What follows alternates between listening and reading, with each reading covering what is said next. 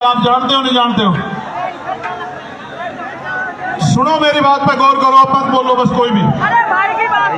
निवेदन करना है कि स्वतंत्र भारत के संविधान में समस्त नागरिकों को समानता, स्वतंत्रता और न्याय हेतु मौलिक अधिकार प्रदान किए गए हैं। साथ ही सदियों से हक वंचित वर्गों, विशेष रूप से जाति जनजाति के लोगों के अधिकारों की सुरक्षा व इनके विकास के लिए संविधान में विशेष प्रावधान किए गए। हमारा संविधान समाज के कमजोर वर्गों SC, ST, OBC, माइनॉरिटी के कल्याण हेतु प्रतिबद्ध है। यथा संविधान अनुच्छेद 38 के तहत अनुसूचित जाति जनजाति राष्ट्रीय आयोग का गठन किया गया है। यह अवगत कराना है कि सदियों से SC, ST समुदाय के लोग सामंतवादी और घृणित जातिवादी क्रूर मनोवादी मानसिकता का शिकार बनाए जा रहे हैं। हाल ही में मध्य प्रदेश में एक आदिवासी समुदाय के व्यक्ति का सिर के ऊपर अपर कास्ट के व्यक्ति द्वारा पेशाब करना आधुनिक भारत की क्रूर मानसिकता को दर्शाता है। इसी प्रकार पिछले कुछ वर्षों में देश के राज्यों में समाज के इन कमजोर वर्गों के लिए चैलेंज करके सुनिश्चित हत्याएं की जा रही हैं, जिसमें प्रमुख घटनाएं हैं शोधार्थी छात्र रोहित वेमुला की हत्या, वरिष्ठ पत्रकार गौरी लंकेर की हत्या, मनीषा वाल्मीकि की हत्या, जितेंद्र मेघवाल की हत्या, इंद्र मेघवाल की हत्या, रमन वाल्मीकि की हत्या, भाई आकाश गुजर की हत्या जो उत्तर प्रदेश पुलिस द्वारा गोली मारकर की गई। इन घटनाओं से ऐसा प्रतीत होता है कि देश भारत के संविधान से नहीं बल्कि देश का शासन प्रशासन मनोविधान से संचालित हो रहा है। समाज के कमजोर वर्गों के खिलाफ आए दिन सुनियोजित हिंसा, हत्याओं तथा मॉब लिंचिंग की घटनाओं का ग्राफ लगातार बढ़ता जा रहा है। NCRB की रिपोर्ट इसका सरकारी सबूत है।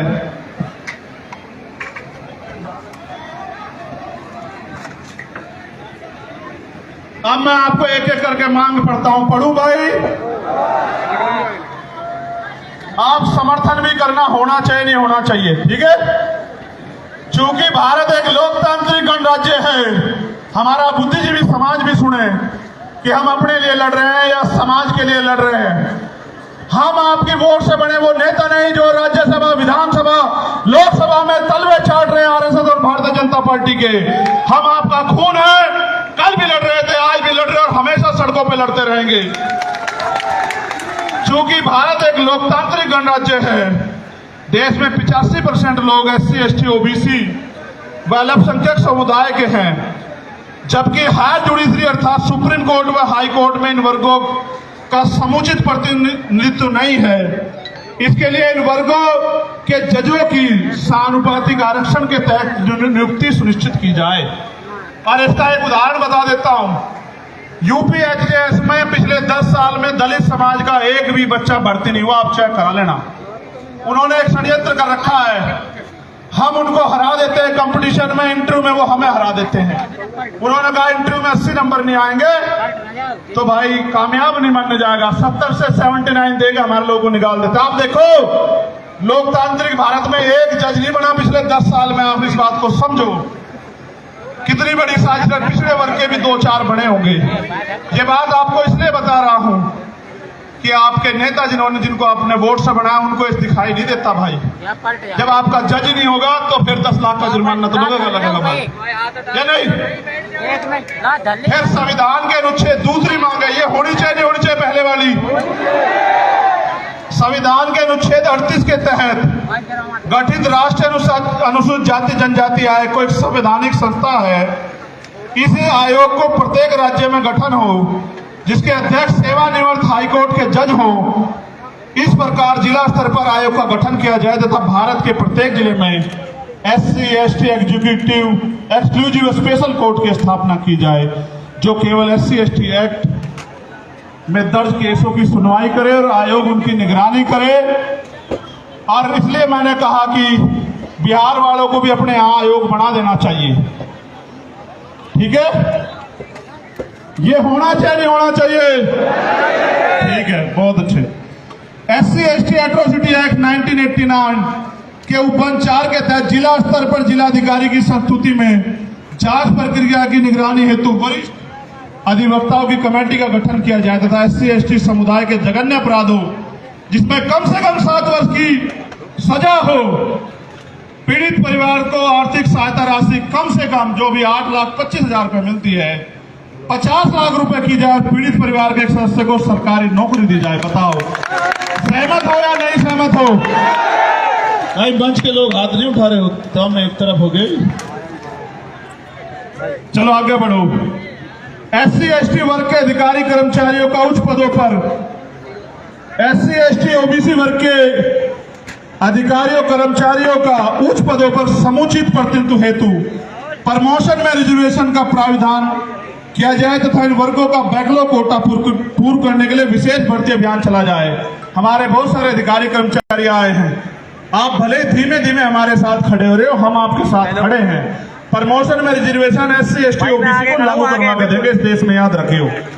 हेलो, सन 1931 के बाद देश में आज तक जाति आधारित जनगणना नहीं की गई, अतः जाति आधारित जनगणना की हम पुरजोर मांग करते हैं तथा जिसकी जितनी संख्या भारी उसकी उतनी हिस्सेदारी के तहत देश में वास्तविक लोकतंत्र कायम हो सके एवं जनसंख्या के अनुपात में आरक्षण बढ़ाया जाए।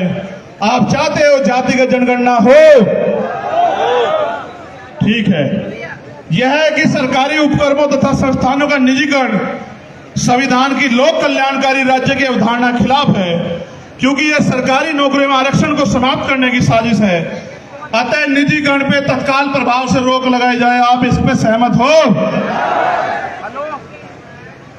जब हमारी सरकार आओगी सारा जिनका निजीकरण हुआ उनका राष्ट्रीयकरण कर देंगे, आप चिंता मत करो।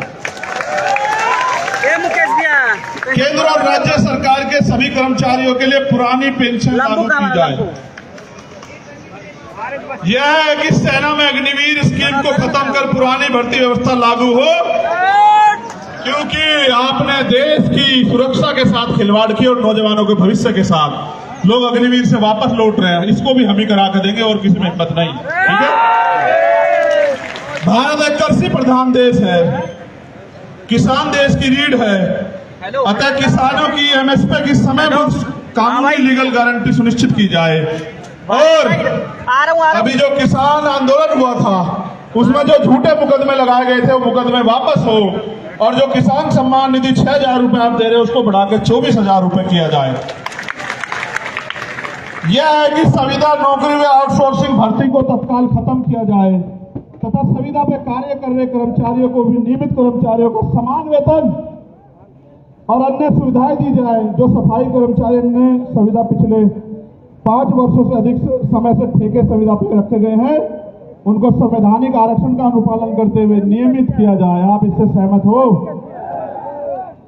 भाई पहले तो ठेकेदारी होनी नहीं चाहिए, मगर जो ठेकेदारी पे है अगर सरकारी कर्मचारी को 50,000 रुपए मिल रहे तो उसको भी 50,000 रुपए मिले। ये बात पे सहमत हो? चलो ठीक है। और सफाई कर्मचारी दिल्ली के तैयार हैं आपकी मांग हम अगले 1 महीने पूरी करवाने के लिए यहां की सरकार से भी निपटेंगे, आप चिंता न करिए। यूनिफॉर्म सिविल कोड लागू करने से पूर्व सामाजिक और आर्थिक गैर बराबरी समाप्त की जाए तथा शैक्षिक और लैंगिक स्थापना समानता स्थापित की जाए। उसके बाद UCC पे आपसे बात करेंगे। अगर आप अल्पसंख्यकों के विरोध में कोई भी कानून लाओगे हम उसका ड्राफ्ट पढ़ेंगे, आपकी ईंट से ईंट बजा देंगे सरकार के लोग, इस बात को याद रखना। और भाई आखिरी मांग ये है, मैंने कहा था राष्ट्रीय अध्यक्ष जी पढ़ देंगे, मैं मांग बता देता हूं कि इस घटना की CBI जांच हो और सुरक्षा तो भाई समाज ही करेगा, थारे मांगने दे देने वाले तो है नहीं। लेकिन बड़ी बात यह है, ये समझना पड़ेगा कि देश के जब सरकार के नेताओं को सुरक्षा मिल सकती है तो हमारे नेताओं को भी सुरक्षा मिलनी चाहिए। सरकार आती जाती रहती है, हम भी टैक्स देते हैं, आप भी टैक्स देते हो, हमारी संख्या ज्यादा, हमारा टैक्स ज्यादा है, फिर सुरक्षा आपको क्यों? आपकी तो सरकार है, आप पे कौन गोली चला रहा है? गोली तो हम दलित पिछड़े अल्पसंख्यकों की छाती से निकल के जा रही है। इसलिए सुरक्षा की जाए। मुख्यमंत्री जी उत्तर प्रदेश को मैं कहना चाहता हूं, अगर वो संत है और अगर वो न्याय की बात करते हैं, कानून के राज की बात करते हैं, तो वो वहां से पैरवी करें। और केंद्र सरकार अगर सच्ची है, उनका हाथ नहीं है स्टेट गवर्नमेंट का और केंद्र गवर्नमेंट का, तो वो उस रिक्वायरमेंट को जो है, जो यूपी गवर्नमेंट भेजे, उसको फाइनलाइज करके ऑर्डर करे सीबीआई जांच के। हम बताएंगे कि इसमें सांप चूहे शामिल हैं या बड़े बड़े अजगर जो हैं शामिल हैं। आपको पता है पहलवानों के मामले में न्याय कैसे हुआ, आपने देखा।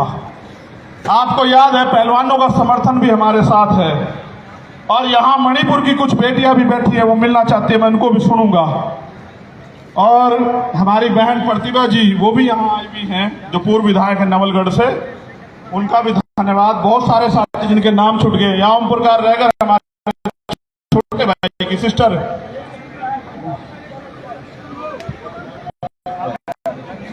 सरकार बनना, ठीक है। तो वो भी बिटिया यहाँ आई हुई है, और बहुत सारे हैं जिनके साथ अन्याय अत्याचार हुए, सब लोग आए हुए हैं। और एक, अगर मध्य प्रदेश में हम लोग पहले तो लड़ाई लड़ ही रहे मध्य प्रदेश के लोगों को, राजस्थान के लोग कहना चाहता हूं, भाई मेरी जान की रक्षा तो हो जाएगी, चलो सुरक्षा भी इंतजाम हो जाएगा, लेकिन आम जमीन पर तो आप लोग भी लड़ रहे हो। पूरे भारत में बिहार हो, बंगाल हो, राजस्थान हो, मध्य प्रदेश, यूपी हो, उत्तराखंड हो, आपकी रक्षा कौन करेगा? आपको भी तो गोली चल सकती है। इसलिए हमें सुरक्षा की नहीं, अपनी सुरक्षा की नहीं, समाज की सुरक्षा की जरूरत है। इसलिए सरकार सुरक्षित माहौल लागू करे। और अगर सरकार पे सुरक्षित माहौल लागू नहीं हो तो सरकार कुर्सी छोड़े। क्यों जबरन चिपक के बैठे हो भाई? आप मणिपुर को न्याय नहीं दे सकते, आप राजस्थान में न्याय नहीं दे सकते, आप बिहार बंगाल में न्याय नहीं दे सकते, आप दिल्ली में न्याय नहीं दे सकते, आप मध्य प्रदेश में और केंद्र से न्याय दे सकते। तो भाई हम अपने लोगों को ये कहना चाहते हैं आप सब लोगों के सहयोग से कि राजस्थान के लोग मेहनत करने पे आ जाओ, मध्य प्रदेश के लोग मेहनत करने पे आ जाओ, छत्तीसगढ़ के। तो इसी बार जो है आपका सत्ता की चाबी आपके हाथ में मध्य प्रदेश राजस्थान में आ जाएगी, छत्तीसगढ़ में। क्योंकि चुनाव जैसा होगा उसमें 5-7 वोट विधायक जिसके पास होंगे उसके पास चाबी होगी। और हम काम करने वाले लोगों को लड़ा रहे हैं, तो हमारा विधायक जो है हो सकता है वो चीफ मिनिस्टर बन जाए या डिप्टी चीफ मिनिस्टर बन जाए, आपकी सरकार में हिस्सेदारी हो जाए। इसलिए आपसे कहूंगा मध्य प्रदेश राजस्थान के लोग ज्यादा काम करें और आप यहां आए पुणे।